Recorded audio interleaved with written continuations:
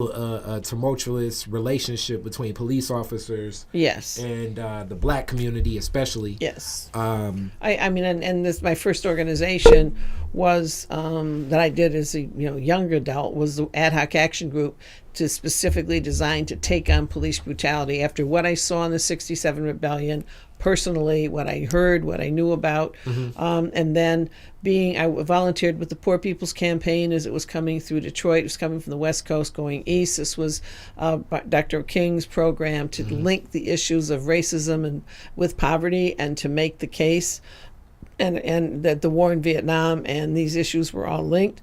There was going to be this big Resurrection City was going to be established on the mall in Washington, and then participants were going to lobby Congress. And then his murder. And then HBO actually has a documentary about those last 2 years starting that organization. Yes. Is a lot of people really don't realize, like Dr. King said, as tough as it was fighting the Klan in Alabama, right, fighting poverty in Chicago. You got and it. The racism in Chicago was even tougher. You got it. And so when the Poor People's Campaign came to Detroit, because we had a progressive liberal mayor, the campaign was welcomed, was going to stay at Cobo Hall. So the buses rolled up to with the pilgrims, if you will, coming off the buses to stay here, and then we'll move on, pick up the Detroit delegation and go forward.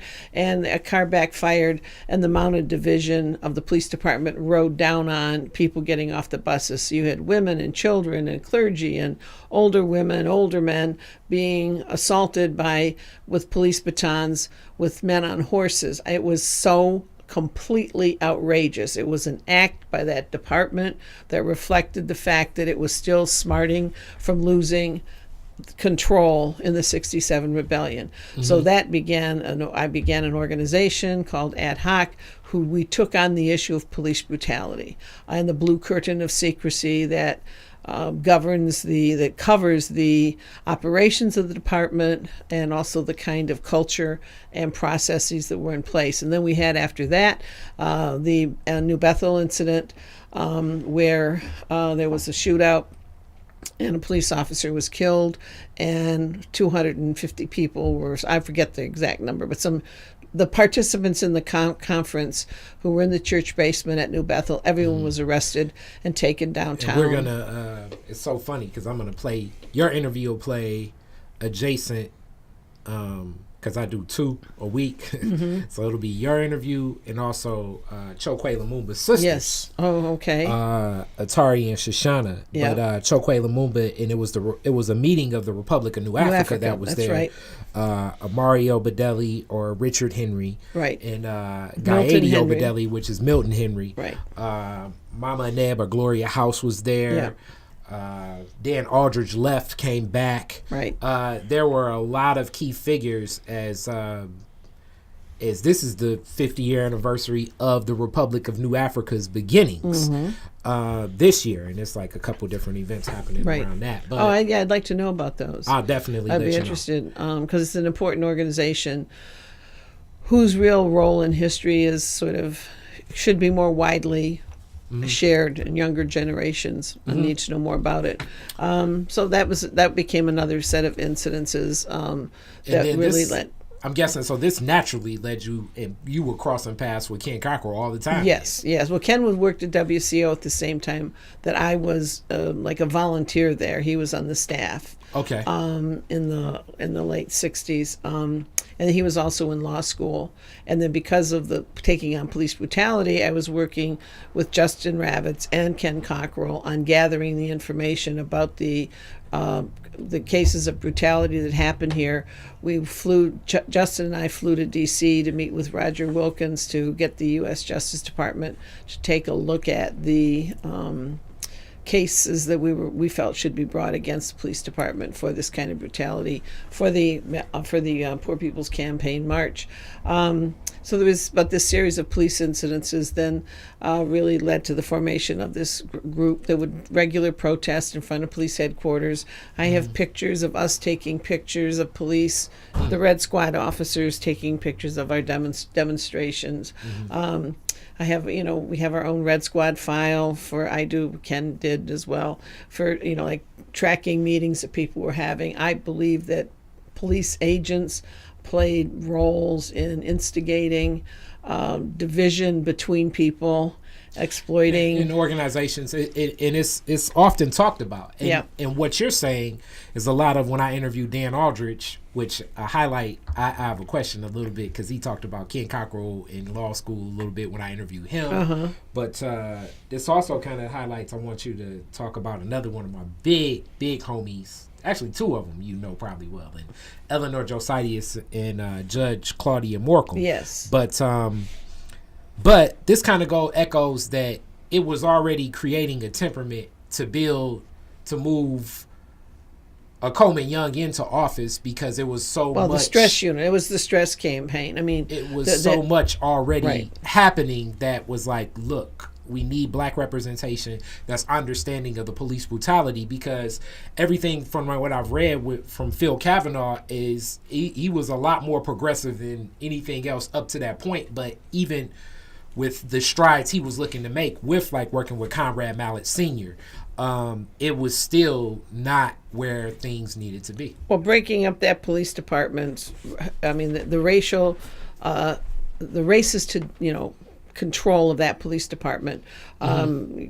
Jerry Kavanaugh tried first with a very progressive police chief, George Edwards, who just it wasn't going to work. They didn't accept him. Police officers didn't accept him because he wasn't from the police, experience. Ray Girardin became the next police chief. Then they were called police commissioners. He was a police commissioner. He was a former Detroit Times journalist. He became the chief of police, and he was, we call it chief now. He was a police commissioner at the time of the 67 rebellion. By the time we get to 1971 and the creation of the stress unit, where I'm deeply involved with the Abolish Stress campaign, Ken and Justin Ravitz, Jeff Taft, folks led the legal efforts. We filed a lawsuit to try to get stress abolished. We collected signatures. We had 30 or 40 or 50,000 signatures we tried to take to City Hall. We disrupted council meetings.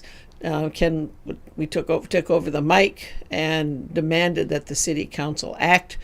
There were 21 people shot by stress, 19 of whom were black, and I'm forgetting exactly how many people were. The majority of people who were shot by stress were killed. These are officers that put notches on their belts. They were literally a terror squad, and the issue kept growing and growing. The Rochester Street Massacre, which was when there was a shootout between the Detroit police officers and Wayne County sheriffs. Allegedly, DPD didn't realize that this was a home of a Wayne County sheriff. There are people who say that the real fight was about control of the dope traffic in the neighborhood that was the basis of the shootout. But be that as it may, when a black Wayne County sheriff was killed by a Detroit police officer, that then forced the institution of government to begin to take a look at it. And then, of course, when Hayward Brown and John Percy Boyd and Mark Clyde Bethune, who were waging a war against heroin in the streets of the city, got into a shootout with police officers who were, and they, I believe, part of what people believed at the time was that the police were actually standing guard outside of a dope house that these young men had decided they were going to take down, and that shootout occurred, and then Mark Bethune and John Boyd were killed in Atlanta, and Haywood was captured and tried here. There were multiple charges against him.